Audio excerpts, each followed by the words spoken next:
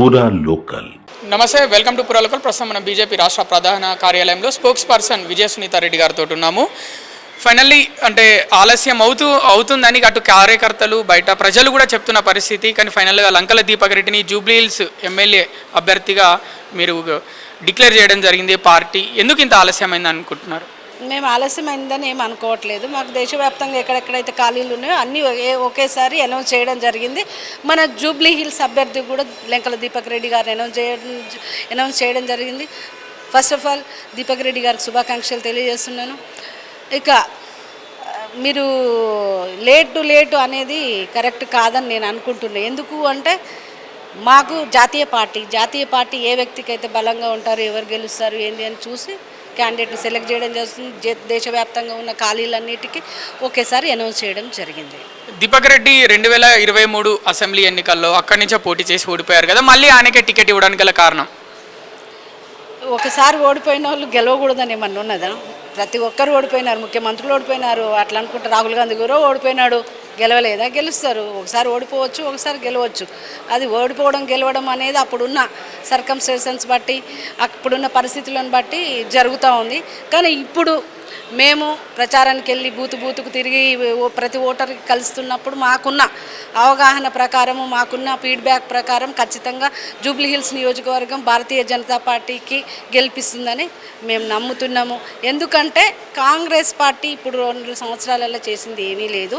అంతకుముందు గత 50 సంవత్సరాల పరిపాలనలో కూడా కాంగ్రెస్ పార్టీ జూబ్లీహిల్స్కి ఎలగబెట్టింది ఏమీ లేదు. కాంగ్రెస్ పార్టీని చూసుకుంటే కాంగ్రెస్ పార్టీకి అసలు క్యాండిడేటే లేరు.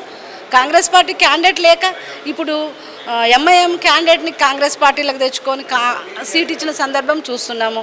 ముస్లిం ఓట్ల కోసం వీళ్ళు గెలవమేమో అని మాకు ఓట్లు వేయరు ప్రజలు, మేమేం చేయలేదు, 6 గ్యారంటీలు ఇచ్చినాము, ప్రజలకు అన్ని అబద్ధాలు చెప్పి ప్రభుత్వంలోకి వచ్చినాము, మేమేం చేయలేకపోతున్నాం కాబట్టి అని చెప్పేసి ఇప్పుడు ఎంఐఎంని భుజాలు ఎత్తుకొని తిరుగుతుంది. వాళ్ళ క్యాండిడేట్ని తెచ్చుకొని టికెట్ ఇచ్చుకున్న సందర్భం చూసినాము.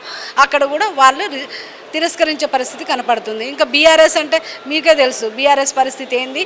మనకు ఎలక్షన్ల తర్వాత ప్రతి ఎలక్షన్లలో ఓడిపోవడం జరుగుతుంది. పార్లమెంట్ ఎలక్షన్ల కాంచి, ఎమ్మెల్యే ఎలక్షన్ల కాంచి, ఎమ్మెల్సీ ఎలక్షన్ల కాంచి ప్రతి ఎలక్షన్లలో ఏ విధమైన ప్రజలు తిరస్కరిస్తున్నారో మనం చూస్తున్నాము.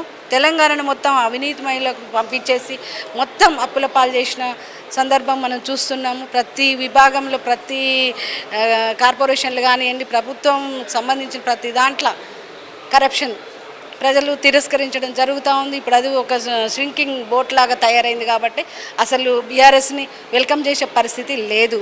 ఖచ్చితంగా ప్రజలు చూస్తున్నది ఓన్లీ బీజేపీ సైడ్. బీజేపీ ప్రభుత్వం వస్తేనే మనకు, బీజేపీ క్యాండిడేట్ వస్తేనే మనకు డెవలప్మెంట్ జరుగుతుంది. ఇన్ని సంవత్సరాలలో వాళ్ళని గెలిపించారు, వీళ్ళని గెలిపించారు, అందరినీ గెలిపించారు, ఎక్కడ డెవలప్మెంట్ అయిన పరిస్థితి లేదు. స్లమ్స్ మొత్తం చూస్తుంటే కంపు కొడుతున్నాయి అక్కడ. కాబట్టి వాళ్ళు ఖచ్చితంగా ఇప్పుడు బీజేపీ కంట్రోల్ అవుతున్నారని నేను నమ్ముతున్నాను. కాంగ్రెస్ బీజేపీ కుమ్మక్కయ్యాయని బీఆర్ఎస్ వాళ్ళు అంటున్నారు. మీ బీజేపీ నాయకులు కూడా కొంతమంది రాజీనామా చేసిన పరిస్థితి పార్టీకి జూబ్లీహిల్స్ నుంచి. రీసెంట్గా చూసుకుంటే కొంతమంది చిన్న నాయకులు పార్టీకి సంబంధించిన వాళ్ళు.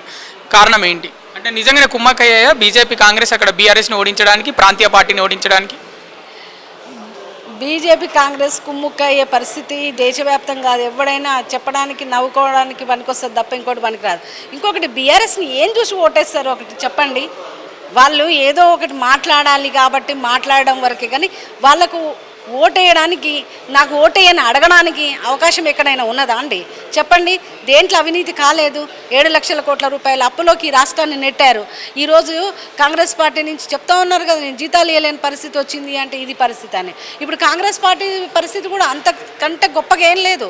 మనకు 1.5 ఇయర్ ఇప్పుడు మనకు ప్రభుత్వం వచ్చి దాదాపు 2.5 లక్షల రూపాయల అప్పులోకి కాంగ్రెస్ పార్టీ కూడా నెట్టేసింది. దొందే కాబట్టి వాళ్ళకు ఓట్లు వేయడానికి ప్రజలు ముందుకు రావట్లేదు. వాళ్ళని వెల్కమ్ చేయడానికి కూడా ముందుకు రావట్లేదు. ఎందుకు అంటే పక్తో అబద్ధాలు చెప్పి, 6 గ్యారంటీలు అని చెప్పి, ప్రతి ఒక్కటి మేము ఉచితంగా ఇస్తామని చెప్పి ప్రజల్ని మభ్యపెట్టి, మహిళల్ని మభ్యపెట్టి, ఒక్కొక్క మహిళకి 2500 రూపాయలు ఇస్తానని చెప్పి, ప్రతి ఆడబిడ్డకు స్కూటర్ ఇస్తానని చెప్పేసి, ప్రతి పెళ్ళైన మహిళలకు 1,00,000 రూపాయలతో పాటు తులం బంగారం ఇస్తామని చెప్పి, ఈ విధంగా మేము మనకు 3.5 కోట్ల ఇల్లు కట్టిస్తాం ప్రతి సంవత్సరం అని చెప్పి ఈ విధంగా చెప్పుకుంటూ మొత్తం వాగ్దానాలు ఇచ్చిర్రు అన్ని 100 రోజుల లోపల. నువ్వు 100 రోజులు పక్కకు పెట్టండి. ఇప్పుడు దగ్గర 2 సంవత్సరాలు, డిసెంబర్ వస్తే మనకు 2 సంవత్సరాలు ఈ ప్రభుత్వం వచ్చి ఇప్పటి వరకు ఏ వాగ్దానం చేసిన పరిస్థితి లేదు, ఆర్టీసీ బస్సు తప్ప. ఏ విధంగా చేస్తారు, ఏ విధంగా ఓట్లేస్తారు చెప్పండి? బీజేపీ పార్టీ ఒక పూజకు పనికిరాని పువ్వు, ఆ గుర్తు కూడా పూజకు పనికిరాని పువ్వు అని బీఆర్ఎస్ వర్కింగ్ ప్రెసిడెంట్ కేటీఆర్ చెప్పడం జరిగింది. ఎట్లా చూస్తారు ఆ వ్యాఖ్యల్ని? కమలం పువ్వు అంటే లక్ష్మీదేవి నివాసం. అసలు ఒక పిచ్చోడి మాటలు బట్టి కాదండి, ఇక్కడ మనం ఒక తెలుసుకోవాలి. బీజేపీ కమలం పువ్వు అంటే పువ్వు కాదు, ఒక ఫైర్. మా ఫైర్ చూపిస్తాము, వాడికి బుద్ధి చెప్తాము. పిచ్చి మాటలు మాట్లాడడానికి ప్రజలు చెప్పు దెబ్బలు కొట్టి పంపిస్తారు. కమలం పువ్వు అంటే గెలిచేది, అందరికీ ఆదర్శంగా నిలిచేది. దేశవ్యాప్తంగా 12 కోట్ల మంది సభ్యత్వం ఉన్న పార్టీ మాది. 22 రాష్ట్రాలలో ప్రభుత్వంలో ఉన్నాం మేము. ఆఫ్టర్ ఆల్ ఒక డివిజన్కి గెలవలేని స్థితిలో ఈరోజు బీఆర్ఎస్ ఉండి పూజకు పనికిరాని పువ్వు, దానికి పనికిరాని పువ్వు అని చెప్పడం అంటే వాళ్ళ ఇదికి వదిలేస్తున్నాను, ఒక పిచ్చోని మాటల కింద వదిలేస్తున్నాను. ఎందుకు అంటే పిచ్చెక్కి తిరుగుతున్నారు ప్రజలు. బయటికి పోతే తన్నే పరిస్థితి ఉన్నది వీళ్ళు చేసిన పనులకి. కాబట్టి ఇంకేం చేయాలనో అర్థం కాక పిచ్చి మాటలు, పిచ్చి ప్రేలాపనలు చేస్తున్న పరిస్థితి ఉన్నది. మీరు ప్రజల్ని అవమానించొద్దు. ఇవాళ 3 సార్లు మా ప్రభుత్వం గెలిచింది, 3ఓసారి మేము ప్రభుత్వం ఏర్పాటు చేసాం కేంద్రంలో. ప్రజలు మా నాయకుడికి ఎంత హారతి పడుతున్నారు. ఇవాళ మీ పరిస్థితి ఏంది? ఫామ్ హౌస్ దాటి బయటకు రాని పరిస్థితి. ఎందుకు అంటే ప్రతిది ఇందుగలడందు లేదని సందేహం వలదని చెప్పి ప్రతి ఒక్క విభాగాన్ని, ప్రతి ఒక్క కార్పొరేషన్, ప్రతి ఒక్క డిపార్ట్మెంట్ని మీరు అవినీతిమయం చేసి దోసుక తిని రోడ్లని, గొర్రెలని, బర్రెలని ఏ స్కీమ్లో అంటే ఆ స్కీమ్లో దోసుకొని తిని సిగ్గులేని మాటలు మాట్లాడుతున్నారు. ఇంకా వాళ్ళకి ఇంకా ప్రజల తిరస్కారం సరిపోలేదా? ఇప్పుడు అక్కడ అడుగుపెట్టే పరిస్థితి కూడా లేదు.